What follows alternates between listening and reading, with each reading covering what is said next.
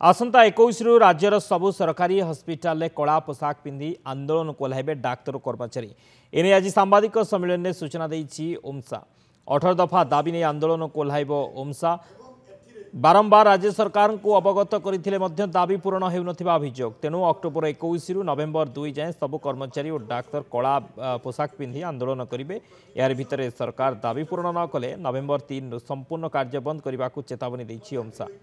18 दफा दाबी सह डाक्तर पदोन्नति करने दाबी करिछि संघ बारंबार आलोचना सत्वे सरकार एने कौन पदक्षेप नेउना 2017 पर क्याडर गठन होई नाही राज्य में 15,774 डाक्तर पदवी रही बेले स्पेशल सेक्रेटरी अच्छा मात्र 14 जन यह 300 को वृद्धि करने को दाबी रखिछि संघ 2024 सेप्टेम्बर 18 ओमसार वार्षिक सम्मिलन रे मान्यवर मुख्यमंत्री मान्यवर स्वास्थ्य मंत्री प्रतिश्रुति देइथिले ओमसार समस्त दाबी यथा केंद्रीय हार रे डीएसीपी प्रदान 5 वर्ष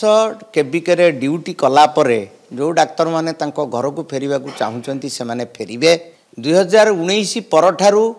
आमर क्याडर पुनर्गठन हेई नाही ताकू अविलंबे कराजिबो जो अलाउंस गुड़िक अच्छी इनसेंटिव सब अच्छी ताकू समानुपातिक हार रे वृद्धि कराजिबो ए समस्त दाबी को से पूरण करिवार प्रतिश्रुति देइथिले सेही सम्मेलन 1 वर्ष बीती गलानी ए दाबी गुड़िक किछि पूरण हेई नाही